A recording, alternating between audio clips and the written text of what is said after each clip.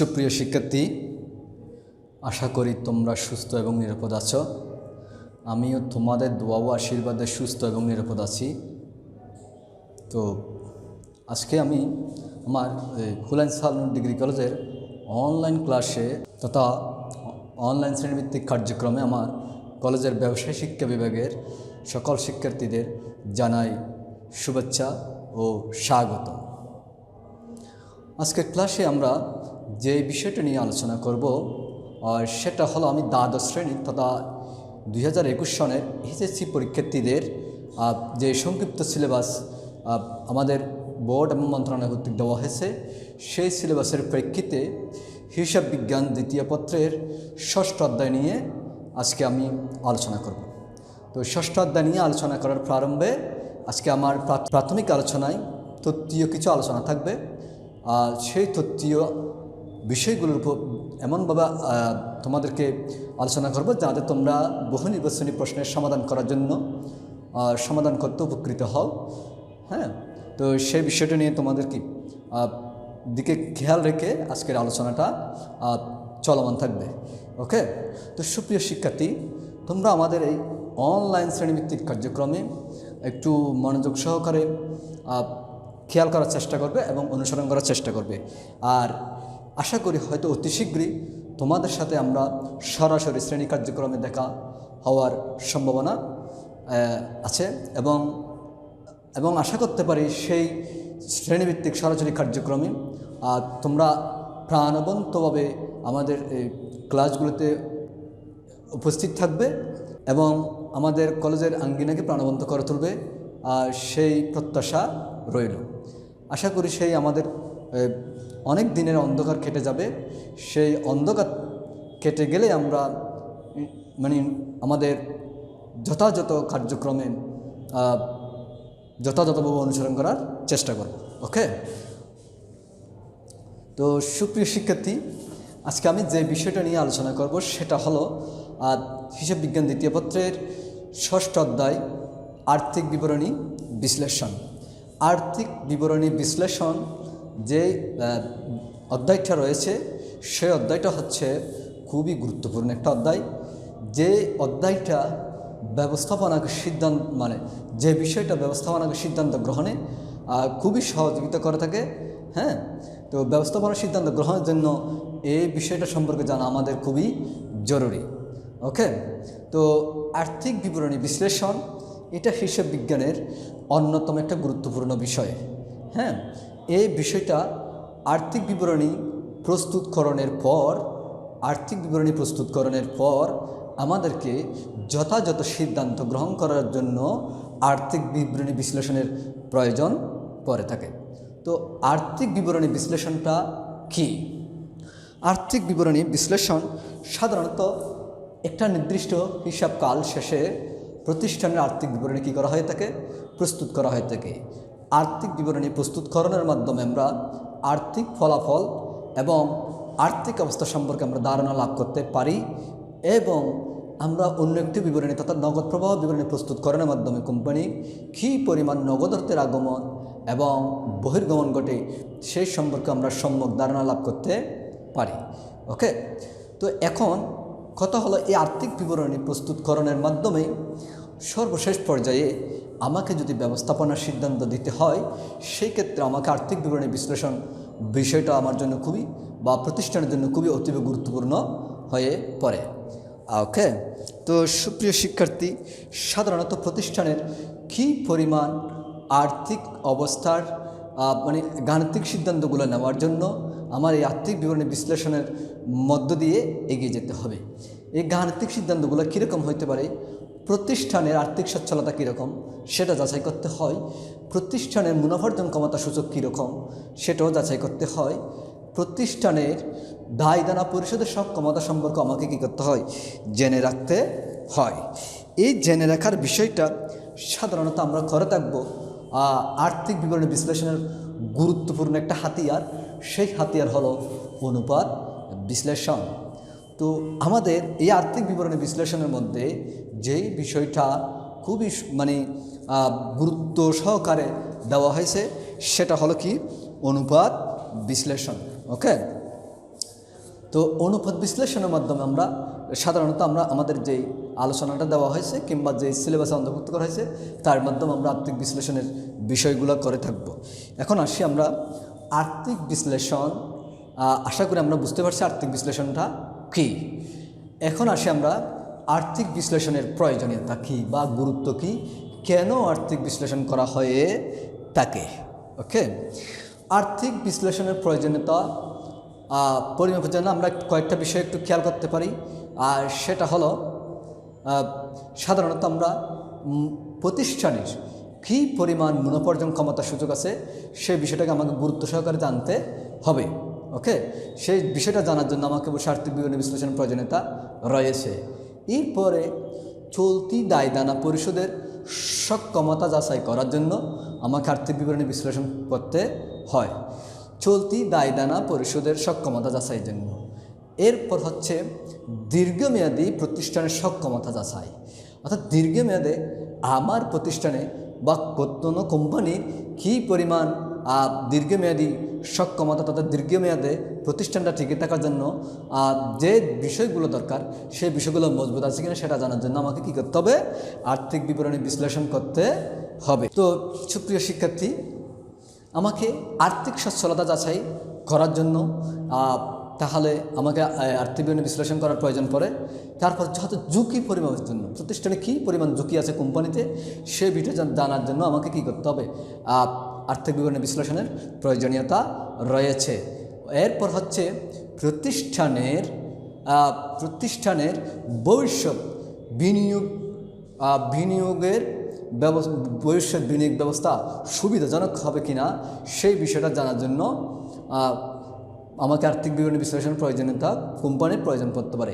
এবং কোনো বাহিরের প্রতিষ্ঠান যদি আর্থিক প্রতিষ্ঠান যদি আমার প্রতিষ্ঠানে ঋণ দিতে ইচ্ছুক হয় সেক্ষেত্রে বা অন্য কোনো প্রতিষ্ঠানকে যদি আমি ঋণ দিতে ইচ্ছুক হই সেক্ষেত্রে অবশ্যই আমাকে প্রতিষ্ঠানের আর্থিক বিবরণী বিশ্লেষণগুলোর প্রয়োজন পড়ে থাকে। ওকে, তো এরপর আসি আমরা সুপ্রিয় শিক্ষার্থী, আমাদের এই বিষয়গুলো খেয়াল করলে বা বিষয়গুলো জানা থাকলে আমাদেরকে কি মোটামুটি এই বিষয়গুলো জানার জন্য আমরা কি প্রস্তুত করে থাকি, আর্থিক বিবরণী বিশ্লেষণ করে থাকি। এখন আসি আর্থিক বিবরণী বিশ্লেষণের অন্যতম একটা হাতিয়ার বলেছিলাম আমি অনুপাত বিশ্লেষণ। আর্থিক বিবরণী বিশ্লেষণের অন্যতম একটা হাতিয়ার বলেছিলাম কি, আর্থিক বিবরণী কি বিশ্লেষণ বা আর্থিক বিবরণী বিশ্লেষণ অন্যতম একটা হাতিয়ার কি বলছিলাম, আর্থিক বিবরণী বিশ্লেষণ অন্যতম একটা হাতিয়ার বলছিলাম অনুপাত বিশ্লেষণ। এখন আসি অনুপাত বিশ্লেষণ বিষয়টা জানার আগে আমাকে জানতে হবে অনুপাত কি বলেছি, অনুপাত কি। অনুপাত হলো দুটি সমজাতীয় রাশির মধ্যে তুলনা করা, দুটি সমজাতীয় রাশির তুলনাকে কি বলা হবে, অনুপাত বলা হবে। অর্থাৎ দুটি সমজাতীয় রাশির তুলনামূলক বিচার বিশ্লেষণ করাই হলো অনুপাত বিশ্লেষণ। কি সেটাকে আমরা কি বলতে পারি, অনুপাত বিশ্লেষণ বলতে পারি। যেমন আমি যদি উদাহরণস্বরূপ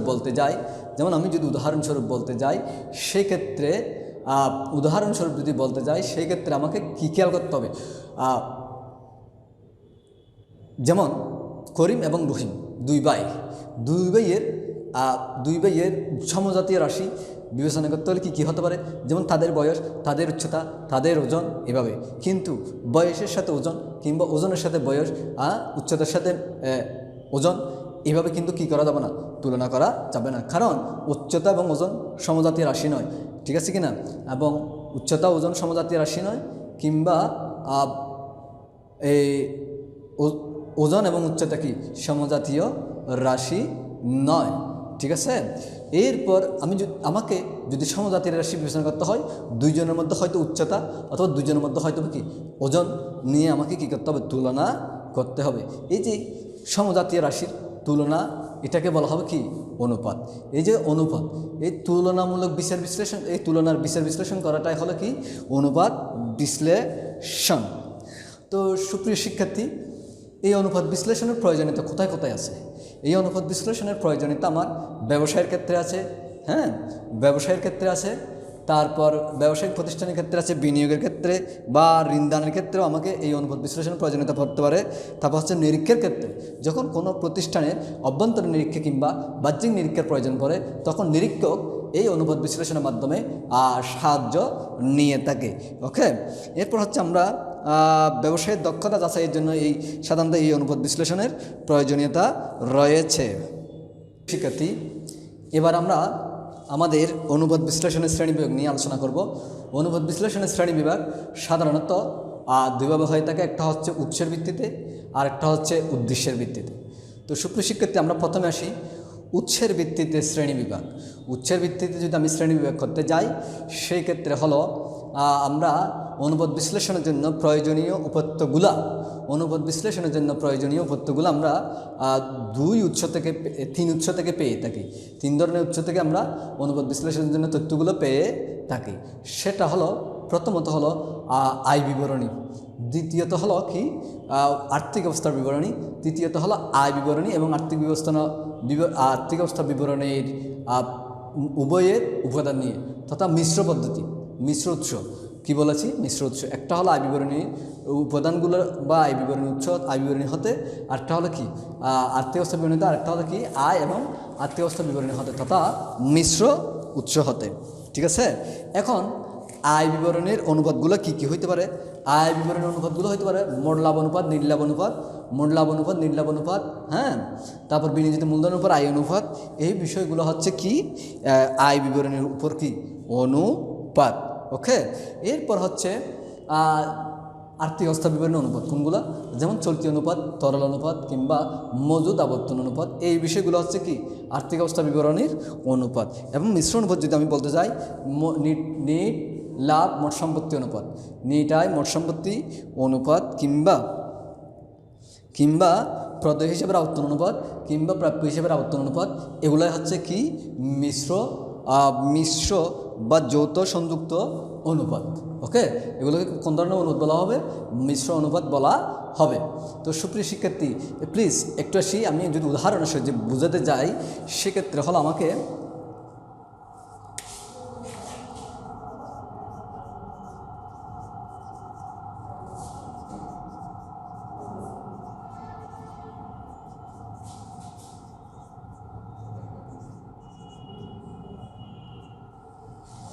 আর্থিক বিবরণী কি বিশ্লেষণ।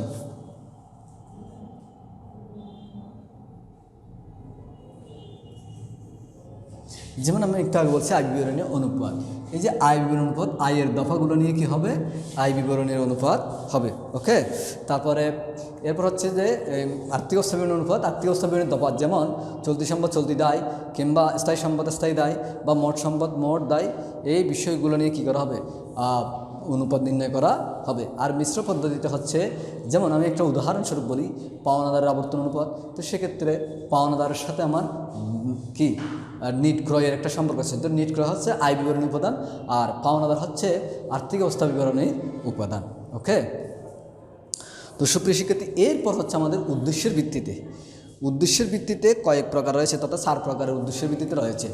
একটা হচ্ছে তারল্যের ভিত্তিতে হচ্ছে তরল সম্পদ কিংবা তরল দায়ের উপর ভিত্তি করে যেই অনুপাতগুলো নির্ণয় করা হয় তাকে, অর্থাৎ দ্রুতই নগদে রূপান্তর করা যায়, এই রকম বিষয়ে বা দফার উপর ভিত্তি করে যে অনুপাতগুলো নির্ণয় করা হয় থাকে সেগুলো হলো তারল্য অনুপাত। যেমন তরল অনুপাত কিংবা চলতি অনুপাত কিংবা তোমার কি বলা হবে সেটাকে চলতি মূলধন অনুপাত কিংবা নগদ ও চলতি দায় অনুপাত। এগুলো হচ্ছে কি তোমার তারল্য অনুপাত।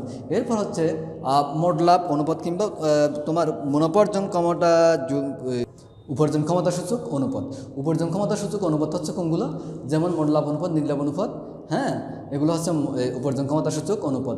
আর হচ্ছে দক্ষতা যাচাইয়ের অনুপাত হচ্ছে বা মূলধন কাঠামোর অনুপাত হচ্ছে দায় মালিকানা অনুপাত, মোট সম্পত্তি অনুপাত, মূলধন গিয়ারিং অনুপাত, সুদ কভারেজ অনুপাত।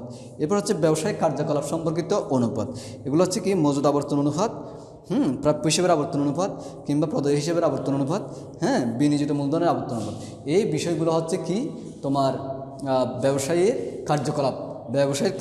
কার্যকলাপ সম্পর্কিত অনুপাত। ওকে, ব্যবসায়ের কার্যকলাপ সম্পর্কিত অনুপাত। তো সুপ্রিয় শিক্ষার্থী, তোমরা এই বিষয়গুলো আজকে আমাদের যে লেকচার ইয়াটা করা হয়েছে প্ল্যান, সেই কোর্স প্ল্যান অনুযায়ী আমাদের আজকের বিষয় হচ্ছে এই থিওরিটিক্যাল বা তত্ত্বীয় বিষয়গুলো। সো এই তত্ত্বীয় বিষয়গুলো তোমরা একটু বাসায় পড়বে, যাতে তোমাদের এমসিকিউর জন্য খুবই উপযোগী হয়। হ্যাঁ, তো সেই বিষয়ে খেয়াল রেখে তোমরা একটু বাসায় পড়াশোনা করবে। তো আজকের ক্লাসে তোমাদের এই থিওরিটিক্যাল তত্ত্বীয় আলোচনাগুলো তোমরা বাসায় বসে পড়বে, এবং আমরা যেগুলো ক্লাসে আলোচনা করি সেই বিষয়গুলো নিয়েও তোমরা ভালোভাবে অনুধাবন করার চেষ্টা হবে। কোনো বিষয় যদি বুঝতে অসুবিধা হয়ে থাকে, সেই ক্ষেত্রে তোমরা আমাদের এই গ্রুপের কমেন্ট বক্সে কমেন্টস করতে পারো, আমার পার্সোনাল ইনবক্সে কমেন্টস করতে পারো। ঠিক আছে, তোমাদেরকে অবশ্যই প্রত্যুত্তর দিয়ে জানিয়ে দেওয়া হবে। সুস্থ থাকো, নির্ভর থাকো, এই প্রত্যাশা আজকের মতো বিদায়।